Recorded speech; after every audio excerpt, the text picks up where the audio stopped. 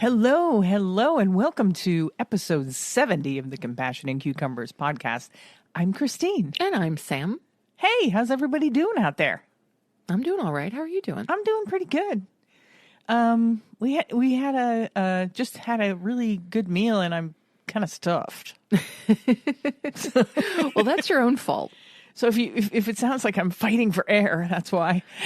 It's so full. It was an outstanding meal. Oh, thank you. You're very welcome. And we will talk about that shortly. We sure will. But what little tidbits do you have to start us out with Well, today? I hope everybody's doing okay out there. I have a little sad news. Yeah. And I don't know if you've heard about this, but one of our very favoritist vegan couples and vendors out there in the world, Herbivore Clothing, is shutting their doors after 20 years of providing us with the most fantastic merchandise, vegan merchandise ever. Yeah. And I honestly don't know what I'm going to do for Christmas gifts next year. It's true.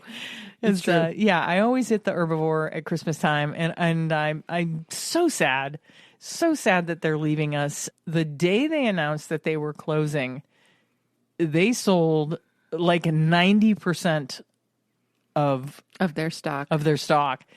That day. So they have been just spending the last week. I think it's been like a week since they announced. That sounds about right. Really, they had to close their doors and just concentrate on filling orders. Online sales, yeah. Yeah. They have like one or two things still available, a couple pairs of shoes. Yeah, but seriously, Christine and I went to their website to check out what was left and see if there was anything we wanted to pick up, before everything becomes collector's items. Yeah. And there was nothing left. Yeah, I mean, most of everything was literally gone within hours of them making the announcement. So crazy, but awesome at the same time. Yeah, well, I'm sorry to see them go. I'm glad to see that they're not going to be saddled with a bunch of stock that they don't know what to do with. Yeah, which I'm not surprised. No, of course that everybody just rushed out and bought everything that they had, and it's just kind of the end of an era, I think. Yeah, I'm really sad to see them go. Yeah. And we never got to get to their store, their physical location. No, we didn't. And that was way high up on our list. So we're really, really bummed about that. I wish them the best, and I hope... Oh, absolutely. Yeah, I hope that they keep us informed as to, what they're doing in the future, because we will support them 100%. In whatever endeavor that they get themselves involved in. That's right. Yeah. So that's a little sad news. It is. On the brighter side, we had Mad Max twice this week, which was awesome. We did. We go from never having Mad Max to, Mad Max twice in 1 week. Yeah. And this time around, it was because, let's see, on Tuesday, I wanted to go yarn shopping. So we went to a Michael's in Erie, Pennsylvania, and went to Mad Max for lunch immediately afterwards. And I had my new favorite at Mad Max is their roasted veggie bowl. Yeah, wow, that roasted veggie bowl. You get so much food in that. It's huge. It's 2 to 3 meals. Yeah, easily. Yeah, it comes out in this like a serving dish. It's a ginormous bowl. Yeah. Yes, and it's got farro and roasted vegetables and fresh vegetables, and I always get it with the tofu that comes on the tofu tacos. Yeah, and it's got guac and pico, and you can get vegan sour cream on it if you want to. It's got some vegan cheese in there. It's absolutely amazing. It is so satisfying and so filling.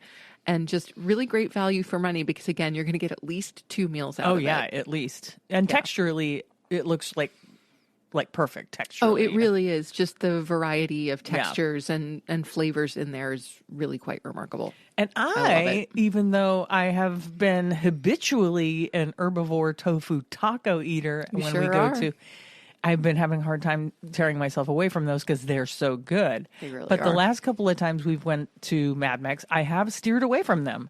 And so this time I had a burrito. Yes. I had one of their chorizo, the vegan chorizo burrito. Mm-hmm. And then I asked them if they could, since this burrito does not have rice, which is good because the rice makes it heavy. Yes. It has farro. It has the farro. Mm-hmm. And I asked for them to also include a little bit of the tofu from the tofu tacos. Yeah, for a little extra tofu tofu. What For a little, the heck was that? it was a combination of tofu and protein. Yes, it was. It came out Tofine. Tofine. Nice. That's new. I Sounds like a that. Nirvana song or something. It kind of does. So that's what I got, and it was delish, and I only ate half of it. Right. Again, you get 2 meals out of it. Yeah, 2 meals, two full meals. Yep.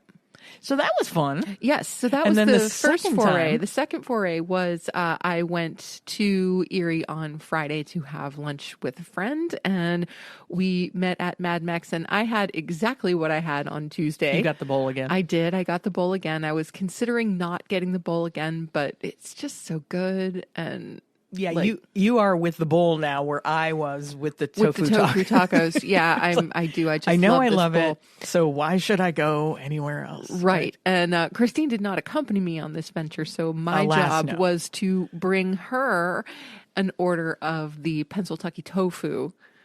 Yeah, the Pennsylvania tofu is it's just battered tofu, and it has kind of like a lime sesame.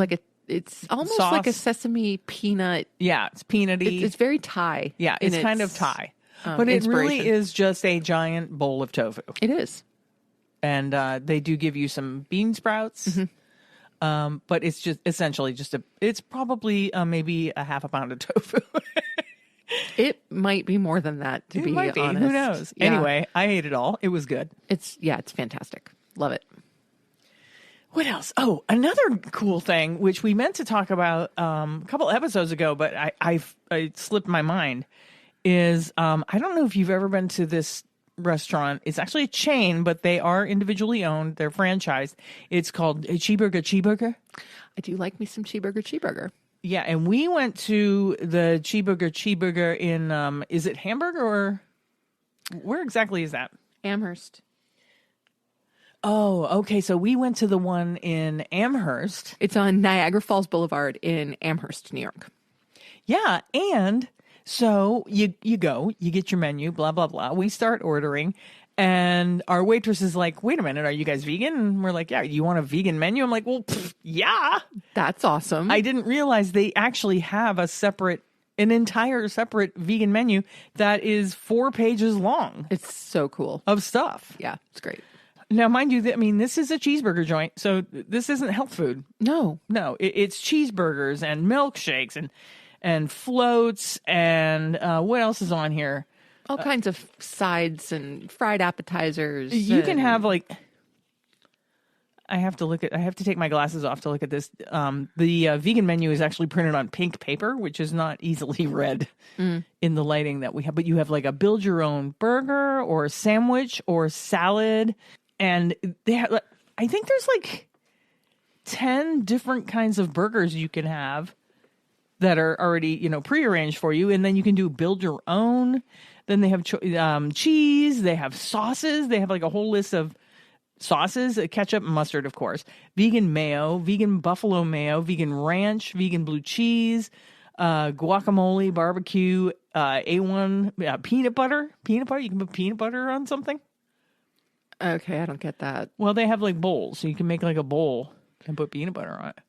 I still don't get that, but that's okay. Yeah, then they have, your typical burger toppings: lettuce, tomato, onion, pickle, relish, jalapeno, banana peppers, roasted red peppers, sauteed onions, sauteed mushroom.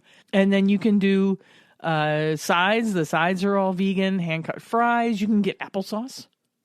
Cool. Applesauce? A banana? You can get a side of a banana, apparently. I think that's great. Yeah.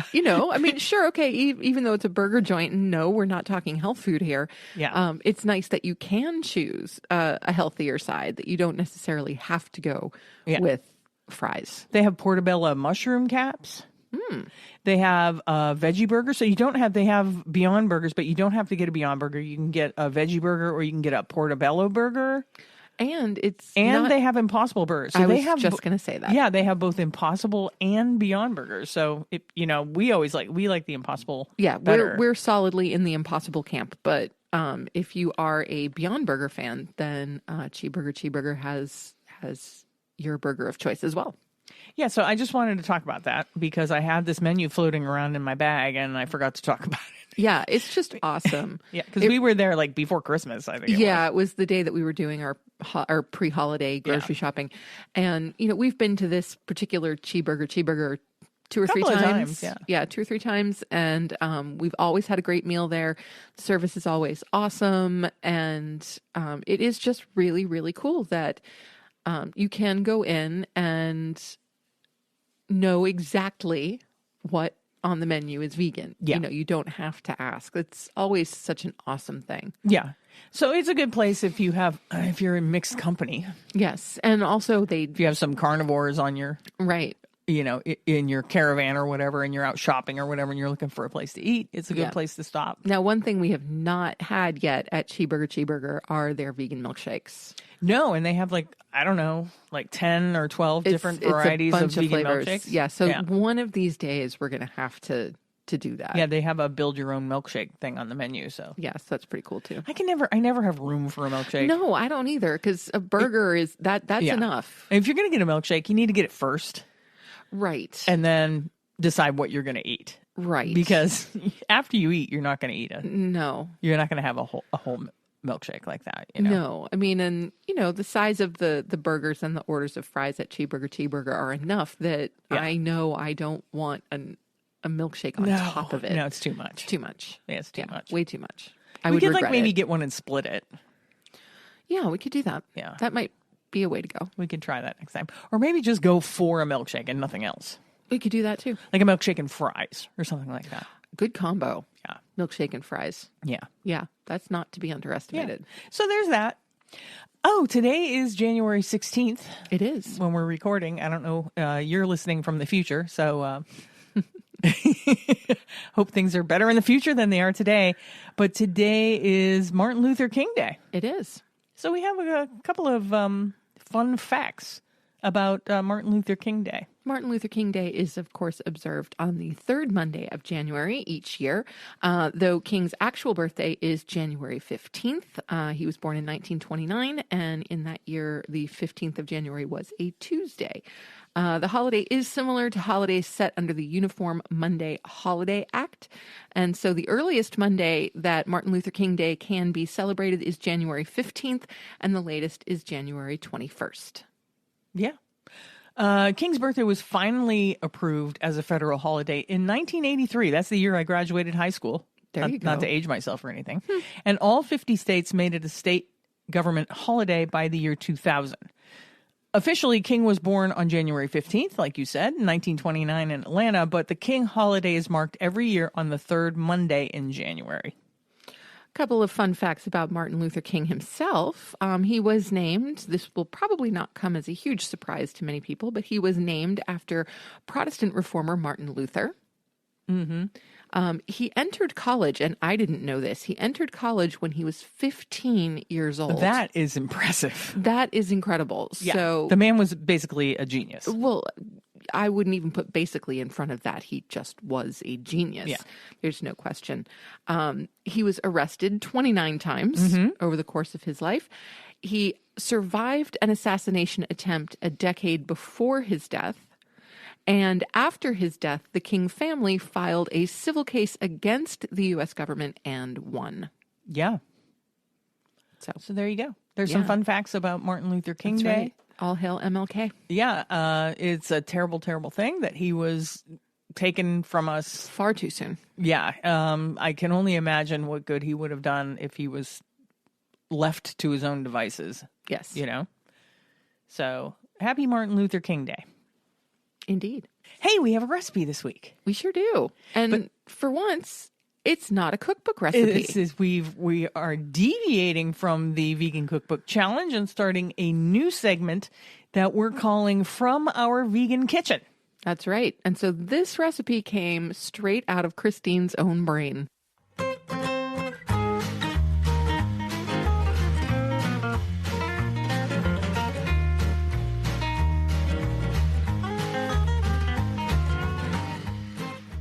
That's scary. I know, it's a little terrifying, but it was fantastic. So So the recipe this week is my kale and black bean enchiladas. Yeah, so this recipe is really kind of simple. and I look forward to sharing it with people. I actually use a canned enchilada sauce, and I do in the future. I have my sister's enchilada sauce recipe, which I in the future want to make my own enchilada sauce and stop cheating by using canned enchilada sauce. Well, but the thing is, it's not cheating. It's really not cheating. It's making it a little easier. Well, right. And so by making it a little easier for yourself, you're also making it a little bit easier for anyone out there listening. True. So that they don't get daunted by having to make their own enchilada sauce. Yeah. Yeah, it's a simple recipe. I mean, it's a little time consuming. There is some prep time involved, but yeah, it's a simple recipe that anybody can make. You get black beans, you get some kale, I get some onion, some bell peppers. I usually use colored bell peppers, red and yellow or red and orange or something like that. What else do I put in there? Black olives. Black olives. And a little bit of chipotle and adobo. Now, don't make the mistake that I made one time. Chipotle and adobo comes in those little tiny cans. One time when I made them, I'm like, I'm just going to put the whole can in, I chop them up. I chop them up and I throw them in the filling mix. And they were too hot. Yes. Yeah. Even hot. for me. And I have a very high tolerance for heat and for spice. Yeah. But even for me, this was a little bit too much. Yeah. So if you don't like a lot of heat, do 1 chili and adobo, chop it up and put it in. If you like a little bit of heat, do 2 chili and adobo, chop them up and put them in. If you want it just that threshold where it's spicy and maybe your lips are getting a little tingly, use 3. And that's what I did, 3. Do not use an entire can. Don't use the whole can. There's usually like 6 or 7 in a can. And that was too...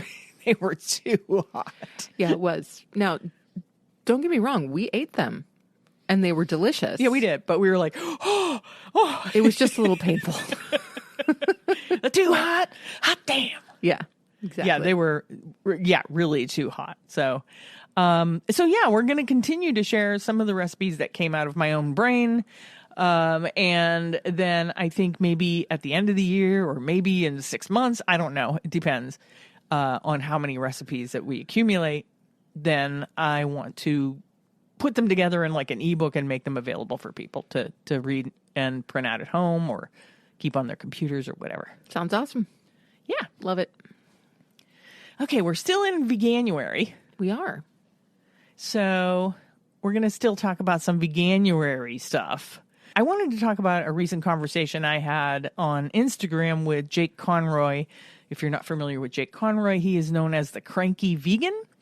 He is an amazing animal advocate and he has a YouTube channel, The Cranky Vegan, and he puts out videos every Thursday that you should definitely check out. Absolutely. But we had this conversation on Instagram because Jake is not a fan of Veganuary. He thinks it's basically kind of a whitewashing of the vegan movement and an opportunity for companies to use it in a manner that is not beneficial to the movement and definitely not beneficial in his mind to the movement of animal liberation. Yeah. My argument was I understand where he's coming from, that a lot of the people that do go vegan during Veganuary don't remain vegan, but it gives us as vegans an opportunity to talk more about veganism, and media picks it up. Print media picks it up. Internet media picks it up. And even like television media picks up this whole Veganuary thing. So it's an opportunity for our voices to be heard. You know? I agree with you on the media thing.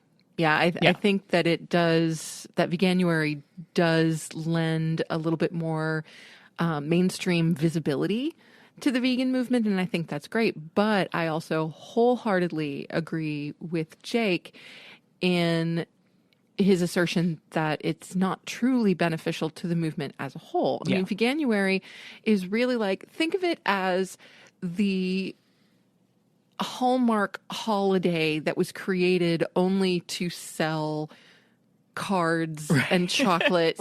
It's the Valentine's Day. It's the Secretary's Day of veganism. Yes, it really is. And so, I think what it does more than anything else is promote the commercialization, the commoditization of vegan products.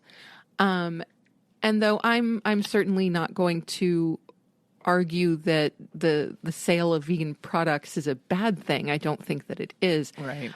It's still, Veganuary does not tend to focus on the core of the movement, the animal liberation, the environmental protection, and the ethics.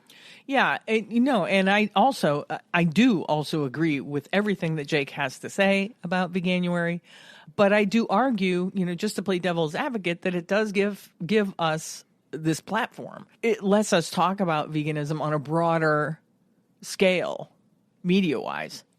In that way, not to say that it cancels out the whole, commercialization of it all and everything, but I think it's not a bad thing. No, I don't think it's a bad thing. Yeah. I just think that it doesn't go far enough. Yeah. I'll agree with you there. Yeah. It just doesn't go far enough. Yeah. I wish that there was a way that we could include more information about animal liberation, about climate change. Yeah. Yeah. So it's not just about diet. So maybe, I right. mean, plant-based January does not have the same ring to it. So no, of course it doesn't. So maybe we need to come up with a new thing, like Veg February. Well, it's funny you should mention that. Is there a Veg February now? There actually is. Okay, so it's called what? February? Wait, no, it's called Veganuary. Veganuary. This is an event that was started 3 years ago by the Afro-Vegan Society. And so this year, in 2023, it's back for the third year, it's a vegan celebration highlighting the contributions, richness, and diversity of Black culture. Oh, so it's like in tandem with Black History Month. Yes, it is. Okay. Yeah, which I think is awesome. And the idea that they're not only focusing on veganism, but history and culture and everything that ties into is just fabulous. So if you're interested in that, you can actually RSVP to Veganuary 2023 at afrovegansociety.org. That's cool. I didn't know about that. Totally cool. Yeah. Back to Jake Conroy. I did want to say one cool thing about Jake and his YouTube channel. Jake runs a Patreon, and his Patreon is solely for donations to usually animal sanctuaries or animal causes. He actually raised over $77,000 last year on his Patreon that he gave to various sanctuaries and animal rights organizations. That is amazing. Yeah. Yes. And he should be proud of that. Absolutely. Yes. Thank you, Jake, for that incredible work. Yeah. So I don't know. Maybe we could find another month in the year to focus solely on animal liberation in the vegan movement. I don't think it's about making it a month. I don't think it's about making it a week or a day. It's like, there's a day for everything anymore. No, I think the issue is bringing it to the forefront on a daily basis. It has to be an everyday thing. I know. But how do we, the problem is even if we did come up with a month that was totally dedicated to animal liberation causes, somebody would find a way to commercialize it and turn it into something else. Of course. But also I just cannot get with this. The more you say it, the more I dislike it. The idea of coming up with another month. Right. Like, no, we don't need another month. Varch. No. Vegtember. I like Vegtember. Well, there's nothing, and that's fine. But again, I think doing that, just kind of says, oh, do this for now. I know, right? Instead of, come on, make the freaking choice. Yeah. And, educate yourself and make the choice. Yeah. And not just for 30 days. We try to do that. We try to educate people. We try to, talk about animal advocacy in most of our episodes throughout the year. We don't try to boil it all down to, January. Well, so no, and we can't. Yeah. So anyway, there's our Veganuary, or is it Veganuary? No, it's Veganuary. Veganuary tidbit of the week. All right. And we have a couple of more weeks in January, so you'll have to hear more of this. If you're not enjoying it, I'm sorry. All right, let's move on to our main topic.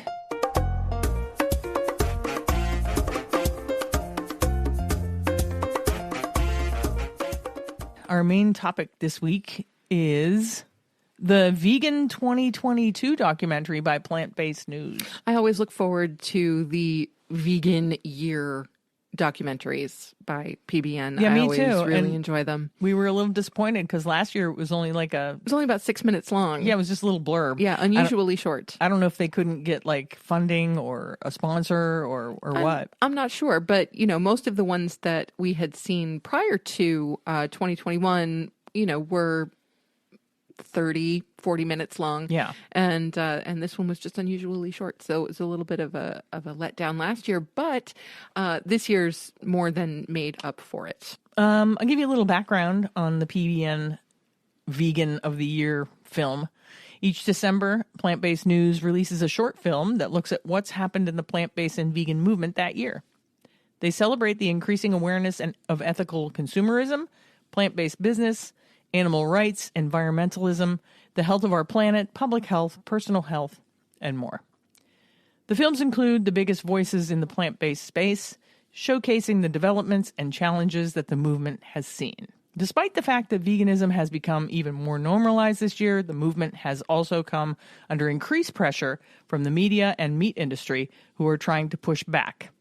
This year's film will provide a bird's eye view of all the developments, good and bad, in an entertaining feature-length format. Despite the fact that livestock farming is one of the most environmentally destructive industries, it is often completely left out of the conversation. Its impact was barely mentioned at the COP27 this year, with the annual United Nations Climate Change Conference even serving beef to guests. That's just crazy. Yeah. Yeah. With a runtime of 33 minutes, Vegan 2022 deep dives into this hidden industry, exploring the elephant in the room of the climate crisis. This year's film will focus on the missing link to hit net zero, said PBN founder Klaus Mitchell. It will look at how we need to shift away from animal agriculture, or at the very least start talking about it, because at the moment the conversation is just around fossil fuels. Now, there's no doubt that fossil fuels are important in the conversation about climate change, but livestock farming is also a necessary part of the solution. In fact, it is the missing link. The film features clips from author and social psychologist Dr. Melanie Joy, one of my personal heroes. Yeah, we love her. IPCC expert Dr. Peter Carter, climate activist Greta Thunberg, and of course, my favorite of the plant-based doctors, Dr. Michael Greger, makes a couple of appearances in the film as well. Vegan 2022 is produced in partnership with Wicked Kitchen, a chef-driven plant-based brand that is crafting delicious food for meat eaters and vegans alike. Yeah, so there's their backing. They got their backing from Wicked Kitchen, which is awesome. Totally. I wanted to talk about a few of the highlights that I have. Oh, a few absolutely. of the takeaways that I have. Highlight it, from baby. From this film. Of course, Dr. Greger. Gotta love Dr. Greger. He was on a live Great Britain News television panel they pitted him against a keto guy, right? He's a anti-vegan keto diet proponent. And Dr. Greger, he really kind of handed him his you-know-what. He basically compared him to a flat earther, and said that he could be dismissed as a crank, and told him that what he was spewing could hurt people and actually kill people. Well, right. And the point that Dr. Greger was making, and he was saying, if you were out there talking about lizard people or something like that, then you could just be dismissed as a crank. Yeah. But under the circumstances, since what this gentleman is putting out into the world is factually inaccurate and has the potential to have a negative impact on people's lives and on their health, that it's essentially irresponsible. Yeah, that's basically what he was getting to, that this guy was irresponsibly pushing a keto diet to people, knowing full well it was an unhealthy choice. Yes. Yeah. Yeah. So go Dr. Greger, per usual. Another takeaway that I had was how blatantly obvious that it was that the animal agriculture industry is totally in the pockets of most of our politicians. and I'm talking about around the world, not just U.S. Not politicians. just the U.S., right. And that they refuse to tell us to eat less meat to try and reverse climate change because it's just going to cost too many of them too much money and too many donations to their campaign funds. And too many votes. And votes, I suppose, yeah. Yeah. A really good example of it is Suella Braverman, who is a representative in Parliament in the UK, who went on this giant anti-vegan rant and called us Guardian-reading, tofu-eating wokerati. Okay. Yeah, and said, dare I say that we are the anti-growth coalition. What growth she's talking about, I'm assuming, is the financial growth of the meat industry. Right. But the thing is, the perceived financial growth of the animal agriculture industry, it's a myth. Yeah. Yeah, in many, many, many ways. But I for one have no problem being called a Guardian reading, tofu eating wokerati. Yeah, I actually want to make that into a pin. It's like I'm right? Do it. Yes, I love it. I am the Guardian reading. I do go to the Guardian for a lot of my news, right up there with BBC. Totally, I want to make that a T-shirt or a pin or something. And I think you should. And I eat quite a bit of tofu, so I'm okay with that too. And wokerati, it's a little too much of a trying to be clever there for me, but I like it. You like it? All right, well, then do it. But it is definitely not anti-growth. And I think this is where the opponents of the vegan movement are really starting to go wrong, because more and more evidence is showing that they can't refute the environmental statistics. They can't refute the health-based statistics. Yeah. They certainly can't refute animal cruelty. So instead of basing their objections on fact, they're trying to spin it into a cultural war. Yeah, which is, on veganism. It's basically what politicians have been doing over the past, I don't know, since maybe Ronald Reagan? Right. That they're trying to pit us against each other. Yes. Right? So make it a left and right issue. Yeah. So make it a wokerati issue. Make it a liberal against conservative issue. Yeah. When in fact, it's none of that. It is the fact that we're killing our planet. Yes. In the name of feeding people things that are killing them. Yes. And people are profiting off of it, so they don't want it to stop. Right. And all of it's being subsidized by our tax dollars. Yes. And this is where the argument that the animal agriculture industry is a growth industry, right, is grossly exaggerated. Per Plant-Based News's film and per loads and loads of statistics, 90% of the profit that animal farmers make on their products is coming straight out of our pockets. And by our, I mean taxpayers. Taxpayers, not just U.S. taxpayers, but UK taxpayers. Exactly. Taxpayers around the world are subsidizing this terrible industry. Absolutely. So this is one of the reasons that being a perfect vegan doesn't exist, is because we pay taxes. Yeah. And our taxes, even though we would certainly object if we had the option. Yeah, we cannot decide where our tax dollars go. Yeah, it's taxation without representation. Indeed. Didn't we have a war over that once? Yeah, I think we did. How do we get people to wake up to the fact that these industries are not self-sustaining, that we are paying for them to fail over and over and over again? Like in California right now, with all the flooding, and there's all this video footage of all these poor calves on these veal farms. Yeah. And they are like almost up to their necks in water. And I know eventually they did try and move all these baby cows to a drier area. But if they lose any of those cows, they will just write it off as a loss. Yeah. And they will get reimbursed by our government for that loss. And so it actually works out better for them if their cattle die. It's I don't know how you wake people up to that fact. I don't either. I really don't. And I think that's the big question. Yeah. I really do think that that's the big question. Because I honestly don't think that as many people are unaware as we think.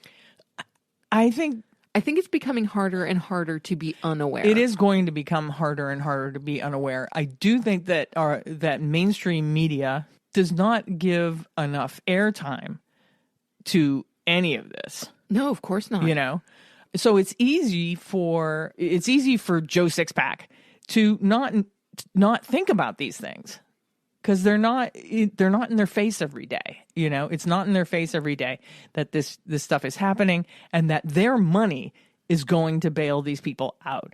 And if people knew that and were exposed to it on like a daily basis, like they're exposed to everything else, that maybe they might go, oh, yeah, this is completely wrong. Why are we bailing these people out? You know, the same people that complain about welfare and stuff like that would start complaining about this if it was reported that way. I don't know. I don't know that I agree with that. Yeah, you don't think they would? No, I don't. I think that the consumption of meat and dairy is so ingrained into U.S. culture in particular. And actually, I might include UK culture in that as well. Yeah, I would too. That people are willing to overlook the ethical issues, the environmental issues for the sake of their taste buds and their traditions. Yeah. I mean, I guess it's going to come down to, we're already past the tipping point. I mean, they used to talk about the tipping point. We're there. So, I would agree. I mean, we're seeing all this catastrophic weather happening all over the place. Yeah. And I guess what it's going to come down to is more people are personally affected by these catastrophes. I guess that's what it's going to take for people to wake up. I guess. You know? I guess. And God forbid anybody has to be affected by it. But if that's what it takes to wake people up, then I guess that's what it takes. Yeah. But, you know, the time for, you know, so-called environmentalists pushing recycling and reusable water bottles and the eradication of straws and the eradication of plastic shopping bags. Yeah. Like, sure, all those things are great, and I'm glad that they've come to pass, but those things are not going to save the planet. No, not at all. They're not going to touch the problem. Right. There's too many huge industries that are actually causing the problem. Yes. It's not you getting a straw at Tim Hortons when you get a coffee. Right. That is not killing the planet. It's not helping the planet, but it's not killing the planet. Right. 90% of the plastics found in the ocean are related to the fishing industry. Correct. They're not related to us. The biggest polluters, plastic-wise, are PepsiCo, Coca-Cola, because they continually pump plastic back out into the world on a daily basis. You know, millions and millions and millions of pounds of plastic. And the recycling industry is kind of a joke if you really look into it. It's kind of a myth. Yeah, it is, sadly. So that does really not mean bringing people down. You know, just because the recycling industry is not as on the up and up as we all would hope it to be, that does not mean you should not recycle. No, definitely still continue to recycle everything that you are able to recycle in your area. Yeah. I mean, it's all we can do. I mean, it's not all we can do, but it's one of the things. It's one of the things that we can do. And if nothing else, it at least gives us as consumers a little bit of feeling that we're doing something to help and not hurt. Well, some of the things that really stunned me in the Vegan 2022 film, I just really appreciate them reiterating certain really kind of jaw-dropping statistics. You know, just the idea that if we eradicated the animal agriculture industry and took all of the land that is used to grow soy and grain to feed animals, we could actually feed not only our current population, but an additional 3.5 billion people a year. Yeah, when people when Miss America, they have the Miss America pageant, and they used to ask Miss America, and how many Miss Americas would say when they asked them if you could do one thing in this world, what would you do? Some of them would say world peace. Some of them would say end world hunger. Well, you can do that. It is possible. It is possible. We can feed. There shouldn't be anybody starving in this world. Right. Yeah. Because 75% of the land that is used globally for agriculture is used for animal agriculture. Only 25% is used to grow crops that are then fed to humans. Yeah. So that to me is just absolutely crazy. It's staggering. It is. But I think what was even more disturbing to me is the reiteration and very necessary reiteration, I should say, of the fact that the animal agriculture industry has become so reliant on the use of antibiotics. Yeah. So while Suella Braverman is standing up in Parliament screaming and calling us Guardian-reading, tofu-eating Wugarati, the UK government is also releasing reports that antibiotic resistance could kill us before climate change. Yes, very easily. So where's the disconnect there? Right. And in the wake of, well, not even the wake, but, since the COVID-19 pandemic has really become endemic instead of pandemic, I'm surprised that more people aren't attuned to this. 70% of the antibiotics created by the pharmaceutical industry every year are used on animals. On animals, yeah. Not on humans, on animals. Then the consumption of that animal flesh can lead to antibiotic resistance. Right. And so physicians and researchers are coming across more and more frequently superbugs that are resistant to every single type of antibiotic we have. Yeah.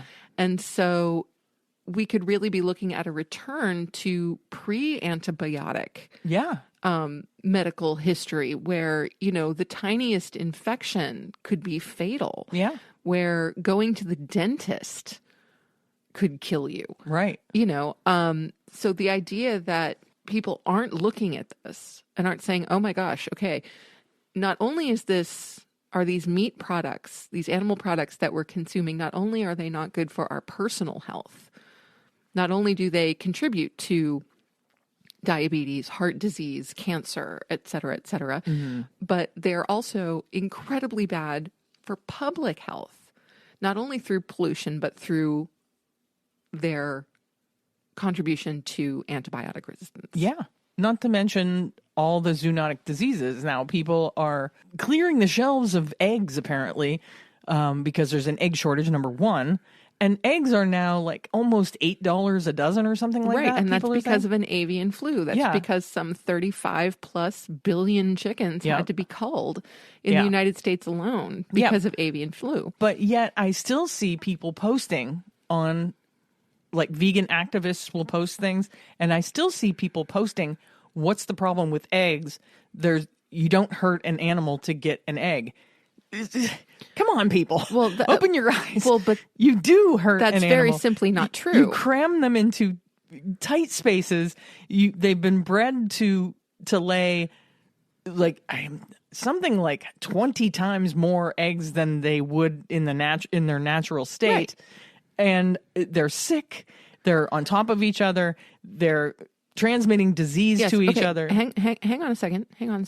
Me, choir, you preaching. I know, but No, I get you. And that's totally, totally cool. But people aren't aware of this. I don't understand. Why? Because nobody talks about it. I mean, that's nobody, right. The media, I hate to keep blaming the media, but how else do people know about this stuff? The media needs to be talking about it. Instead of saying, egg prices are now $7 because there's an egg shortage. Why don't they show the inside of a factory egg farm and tell them what's going on? And that like thousands upon thousands of chickens are being killed to prevent the spread of avian flu. So therefore the farmers have to charge more because they have less chickens. This is why it's happening, not because there's a egg shortage, Right. But the thing is, with the media, there's no incentive for them to show that. None at all. I mean, the animal agricultural industry has gone to incredible lengths to hide Yeah. what goes on inside factory farms. Plus, the news is probably sponsored by Purdue, so It's entirely Who possible. knows? So, we all know that it's one big network. Yeah. So yeah, I agree. It would be great if the media would make the conditions inside factory farms and inside slaughterhouses more obvious. Yeah.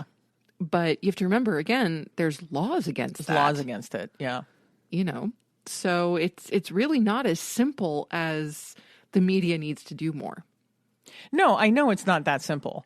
But how do you wake people up to the fact that they need to educate themselves? When somebody is complaining about egg prices or that there's no eggs on the shelf, how do you in a good way educate them on what's going on and why they should just not buy eggs, Well, I don't have an answer to that, but another thing that came up in the Vegan 2022 movie was an absolutely spectacular TV ad that was done by viva.org.uk. Yeah. And in this ad, you have a couple sitting on their couch with their dog talking about what they're going to DoorDash essentially that night for dinner. And the gentleman of the couple suggests trying something vegan. And the woman says, "No, I want meat." So they agree to order food from a place called Just Meat. Yeah, they agree on pulled pork. Yeah. And so some time elapses and the doorbell rings and the young woman goes to the front door to get their food. And it is a delivery boy who has brought a live pig and a cleaver. Yeah, a young pig, which is what, pigs are, they are slaughtered at usually 6 months. Before they become bacon or anything that you can buy on a grocery store shelf. Mm-hmm. Yeah, and the cleaver is like for their very special customers, he throws in the cleaver. Yes. Yeah. Yeah. So it was an absolutely brilliant ad. I'd never seen anything like it. And I am definitely going to be doing some serious research into viva.org.uk. Yeah. I would love to see more of their work. And it doesn't surprise me that an ad like this is produced in the UK or actually anywhere in Europe, to be completely honest. They're so far ahead of the curve compared to us with this. And I have to be really impressed by the fact that a British television network would buy the ad. Just that says a lot. Yeah, I'm curious to find out where that ad is running. Yeah, me too. I mean, it's one thing for the ad to exist, but is the ad actually running on their network television? Right. That's what I want to know. So more research is required, but it was truly fantastic, and I'm really looking forward to seeing more. Yeah. Do you have any other takeaways from Vegan 2022? Well, I really liked the section, and I unfortunately did not write down the name of the person who was talking about this, but the idea that the vegan movement has perhaps approached with the idea that we need to make an ethical shift before we make a behavioral shift, that the ethics must come first, that we must somehow come to a realization that what we're doing in terms of the mindless slaughter of billions of animals every year, that what we're doing in terms of deforestation, in terms of ecosystem destruction, that we have to come to terms with the fact that it's wrong before we make behavioral changes. And that really, it probably needs to be flipped. Yeah. That other drivers, for example, economic drivers, the global financial crisis is making it so people are less able to afford meat. Yeah. And so in order to save money on their grocery bills, they are moving towards more plant-based options. And so it's perhaps after making the behavioral changes and realizing that those behavioral changes aren't that difficult and that they are completely sustainable, maybe then the ethics start to come into it. You start looking at, oh, wow, chickens are really kept in deplorable conditions when they're being raised for meat or being raised for eggs. And oh, wow, I didn't realize that pigs are kept in gestation crates that don't allow them to move, and that piglets are frequently trampled by their siblings, or et cetera, et cetera. Like, there are just so many examples we could use. But that maybe the behavioral shift has to come before the ethical shift. And I think that's a really interesting take. I think it definitely has to. And now, granted, I mean, there are some vegans out there that went vegan immediately because of the ethical stand. Well, for instance, we did. Yes. And there's, a whole movement of people like straight edgers and whatnot. There's a whole punk scene movement of people who went vegan that way. Andy Tabar is in that group of people. And absolutely. A lot of young people, and still to this day, there are a lot of young people that are in it for that reason and got into it for that reason, purely for the ethical reason. But I'm talking about not those who are kind of already inclined in that direction, but those who just your everyday people, human being. Yeah, and that kind of takes us back to the whole, is Veganuary a bad thing for veganism? Does it really push forward our message?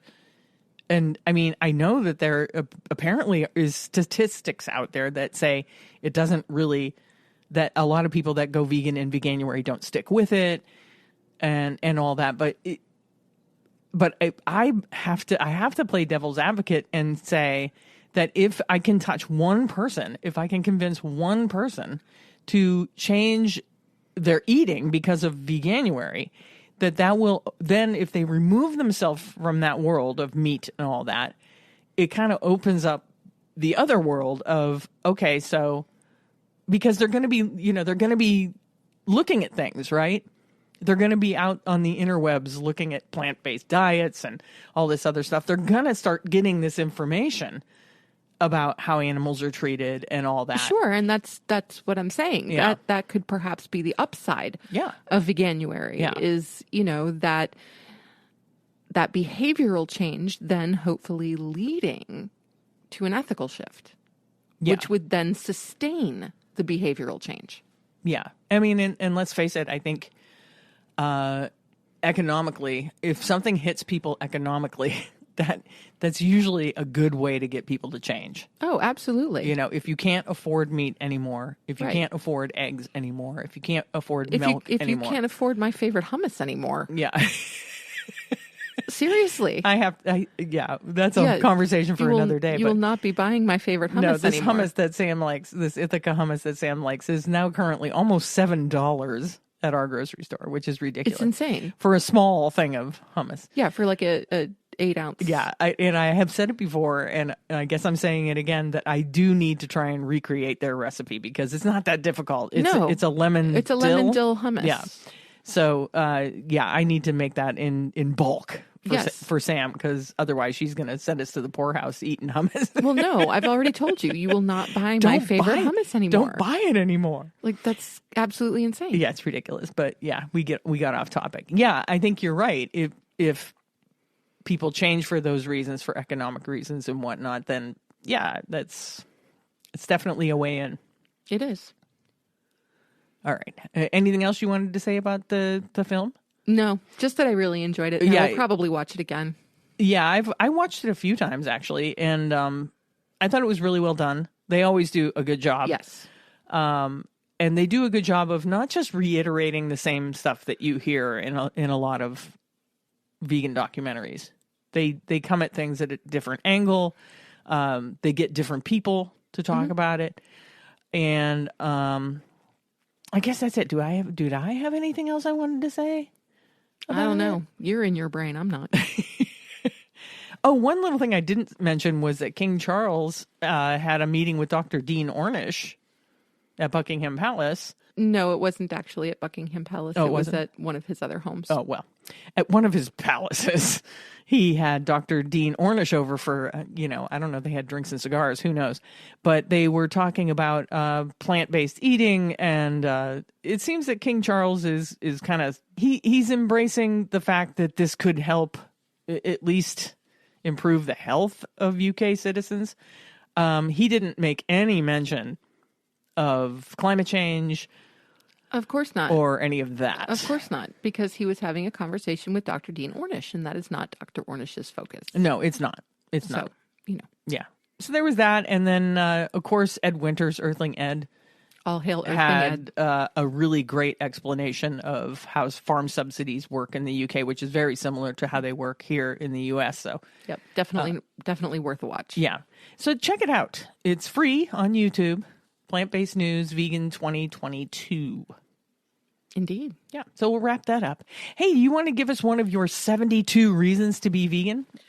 I sure do. And this one is actually very closely related to the discussion we were having not so long ago about antibiotic resistance and foodborne illness. Oh. Okay. So this is reason number 39 to be vegan, and it is that foodborne illness is killing us.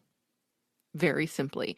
So not only talking about foodborne illnesses such as salmonella and E. coli, all of those things that really only come from animal products in the vast majority of cases, but also the antibiotic resistance that is becoming more and more prevalent every day. Yeah, so that's what? Reason 39? Reason 39, foodborne illnesses are killing us. There you go. All right, let's wrap this up. We're over an hour. I'm moving on to housekeeping. Well, you've been rambling. I have rambled a little bit. You've been rambling. You've been very talkative. Sorry. It's okay. I'll probably edit a lot of it out. So. Oh, well. We're still holding our Food Not Bombs fundraiser at our Buy Me a Coffee. That's buymeacoffee.com/cucumbers. If you want to support Food Not Bombs, we are raising money for the Buffalo chapter, and they provide vegan meals for people in the Buffalo area with food insecurity. If you would like to support the podcast, you can join our Patreon. The link is in the show notes. We have 3 levels of support, each of which come with their own perks, including early access, bonus episodes, and some pretty great Compassion and Cucumber swag. Yeah, merch. I'm actually thinking of maybe adding in some some vlog style videos, maybe. Okay. Maybe take you to the grocery store with us, or something like that. Oh wow, we're getting into the video realm Things now? like that. Yeah, I mean, just for our Patreons. All right. Hey, leave us a review on your podcast app if it allows you to do so. Let us know what you think. Give us, your honest opinion, and As long as it's 5 stars. Shameless. I really don't like this show. You really, 5 really stars. are shameless. Yeah. These people really annoy me. 5 stars. Yeah. Mm-hmm. Yeah. Even better, though, share the show with a friend or family member that you think might enjoy what we do. And share our social media posts. It's the easiest way you can support us and any content creator. And it costs you nothing. Share and like and comment and all that jazz. We also encourage you to give some support to our friends at the Agriculture Fairness Alliance, giving them a little bit of financial support if you are able. If not, just go join their Vegan Voter Hub. They're going to be doing some incredible work in Washington in the coming months as the new legislative session prepares for a vote on the new Farm Bill. Again with Farmville. That's 3 in a row. Farm Bill in September. Oh my gosh. Yes. And the founder of the Agriculture Fairness Alliance, Connie Spence, is currently looking at apartments in D.C. because she wants to be closer to the action. Should we be sharing that information? Yeah, she's sharing it on her social media. Oh. Yeah. So, yeah, she's going to move from her, warm and cozy place in Los Angeles to Washington, D.C., where it is much, much colder, so that she can be closer to the action and more easily take in meetings with politicians and her lobbyists. So works for us. Yeah, she's so awesome. She's making a lot of sacrifices. So the least you can do is to go to the AFA website and join their Vegan Voter Hub. And I think that's it. I do think that's it. Let's wrap up. We're wrapping up episode 70. Thank you so much for listening. Do you have anything more to add? I don't think so. Okay. Well, everybody have a good week, and we'll talk to you next Tuesday. I sure will. Well, bye.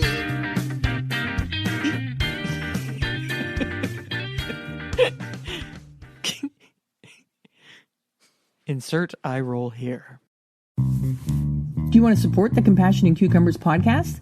Well, you can do that by joining our Patreon page. We have 3 different levels of support, and all 3 come with their own special bonuses.